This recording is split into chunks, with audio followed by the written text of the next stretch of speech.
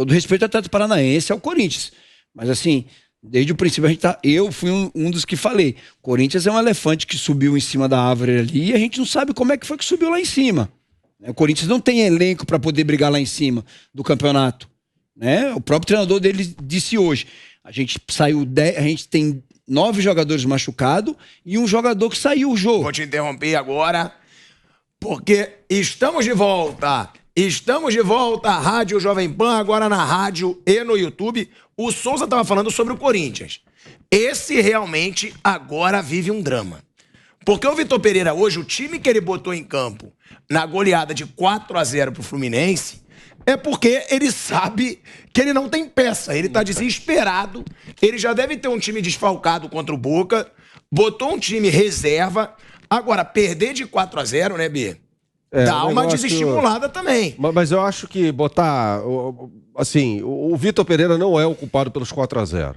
É o contexto ali do Corinthians, né? Ele tá desesperado, ele não tem time.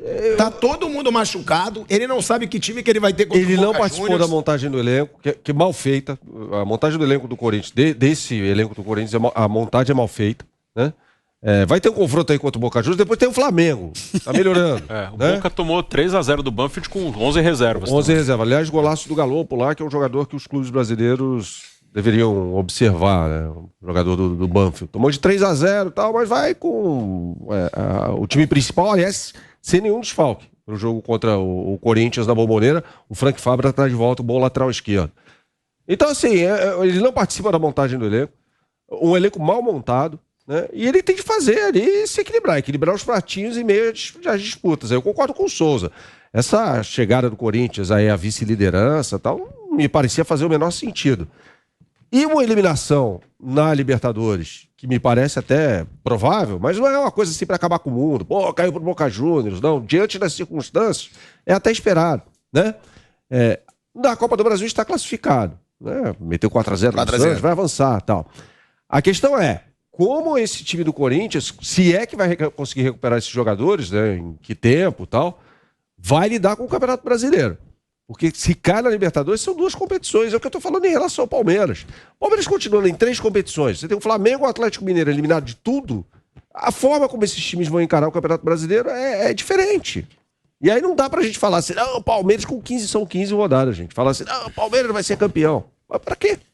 Eu até concordo que quando você diz mal montado, mas pior do que isso, Zé, Bruno, ele é lesionado. Ele tá totalmente vendido nessa Libertadores. Sim. Porque, Renato Augusto, dúvida. Michael. Do Queiroz, dúvida. Michael é ausência. William. William, dúvida. Fagner. William não deve Fagner, fora provavelmente. Gil, fora.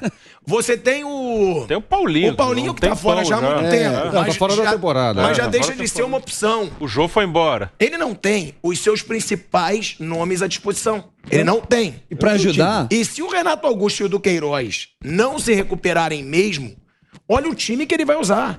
Aí, mais do que nunca, ele vai precisar dos miúdos, como ele falou. E pra ajudar ele ainda... miúdo aí nessa história, né? Porque ele vai com o Rony, provavelmente, ele não vai ter o William. Muito provavelmente. Vai ter que Adson, Mantuan. E a escalação dele hoje, você vê que é uma escalação desesperada. É tipo assim, eu vou poupar o resto que eu tenho.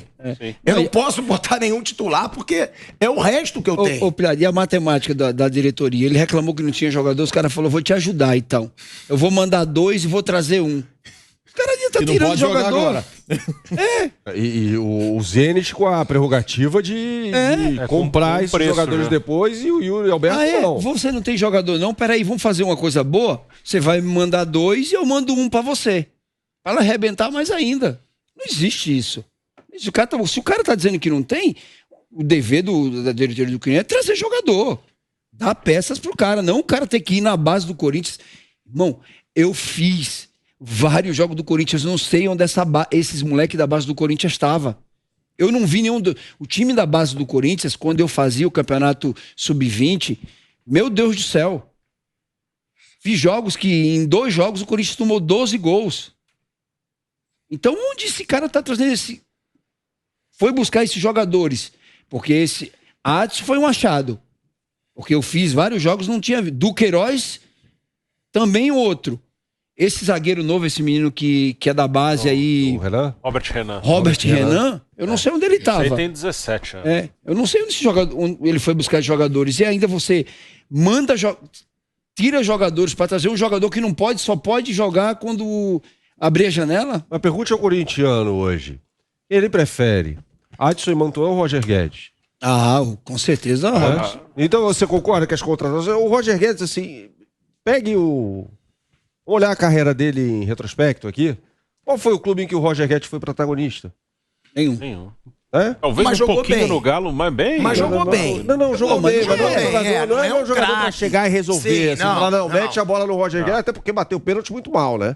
No jogo contra o Boca Juniors. Mas assim, no Palmeiras, aquele Palmeiras de 2016... Dudu, Gabriel Jesus. Dudu, Gabriel Jesus, Moisés, né? Jogadores de muito mais destaque, melhor dizendo. No próprio Atlético Mineiro, quando ele jogou na curta passagem dele pelo Atlético. Então, assim, aí chega com o status de estrela, né? Aí o Corinthians vai lá, traz Renato Augusto, Juliano, William... A gente sempre fala, né? Muito jogador da mesma posição. Exato. O Corinthians, ele se amontoou de jogadores da mesma posição. No meio campo ali tem um monte. Aí chega num jogo decisivo contra o Boca, já desfalcado, aí escala o Piton, que fez uma partida horrorosa, na minha opinião, né? Tem um problema na lateral esquerda, né?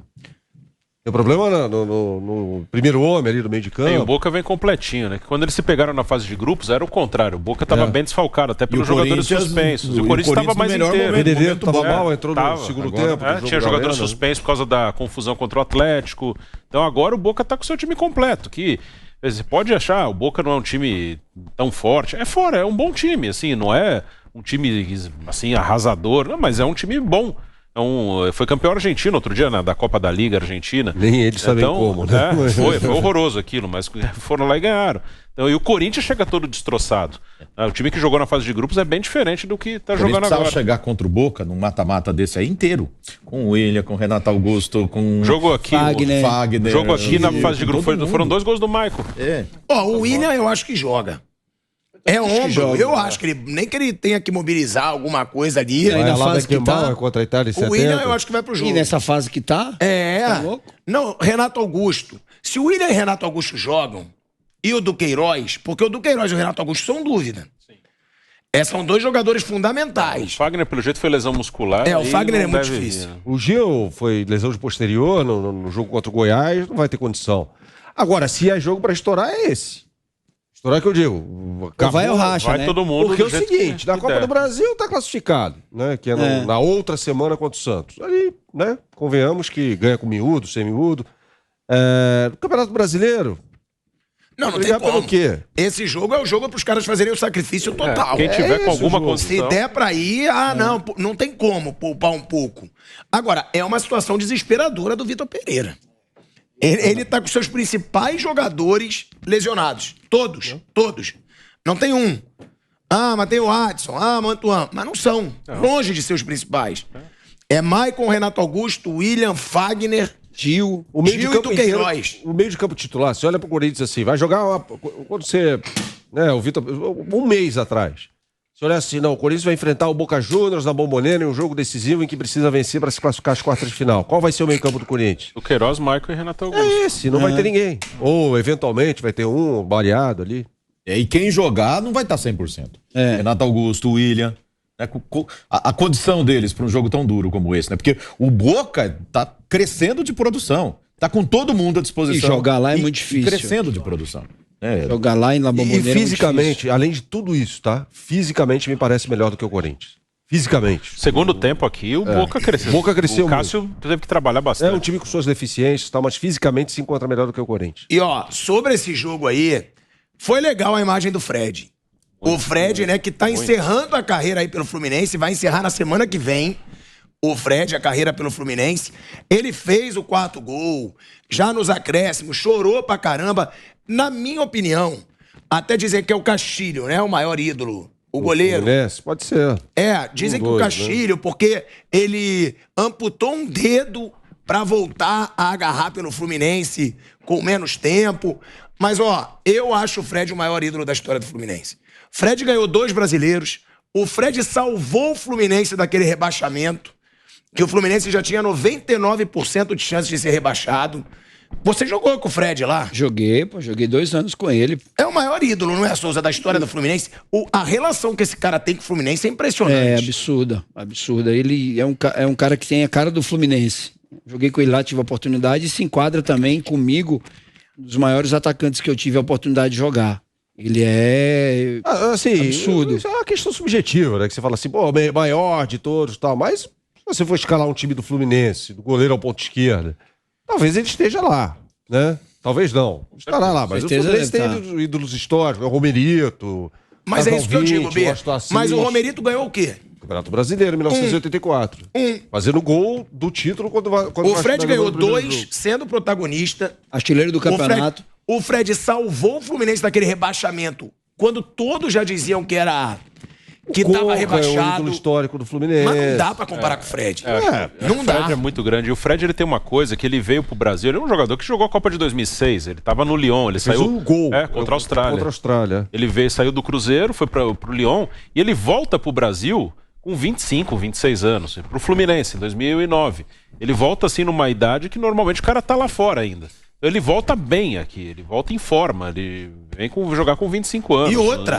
E joga muito tempo. Ele recupera o orgulho do torcedor tricolor. Mas assim, o Fluminense não ganhava mais nada. O Fluminense tinha sido rebaixado pra Série B, Série C. Torcedor do Fluminense é, com certeza, muito menos confiante.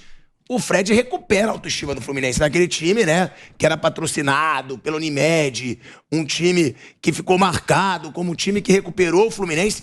E o Fred, cara, eu acho o Fred assim, só não acho disparado porque tem o Castilho que tem essa história que amputou o dedo pelo Fluminense. Mas tem uma coisa Mas aí. o Fred é bizarro. A gente tem que olhar o contexto do tempo também, né? Por exemplo, o Assis, numa época em que o Campeonato Estadual era muito mais importante do que é hoje, ele faz um gol em 1984, que é o gol do título, né, em cima do Filiol. E em 83 não foi a final, mas foi um jogo que deu título praticamente ao Fluminense, e é ele quem faz. O Assis era o carrasco do Flamengo. Casal 20? Assis e Washington. Aquilo foi uma loucura no Rio de Janeiro, em 83 e 84. Depois em 85 conquistou o tricampeonato em cima do Bangu. Mas, pô, tem um contexto ali, numa época em que o estadual era muito mais importante e tal, enfim. Você não acha o Fred o maior ídolo? Não. Você acha ele... Qual ordem que você colocaria? Sei, tem vários aí, não sei, mas assim, o Assis, por exemplo, pra mim é mais ídolo, devido ao contexto. Na época, foi campeão brasileiro, em 1984, né? O Fluminense ganha em 83, 84, com gols dele em cima do Flamengo, cara, né? Era um Flamengo que vinha ali de uma fase que ganhou absolutamente tudo, no início dos anos 80, final dos anos 70 e tal. Eu não coloco o Fred como o maior, é um dos maiores.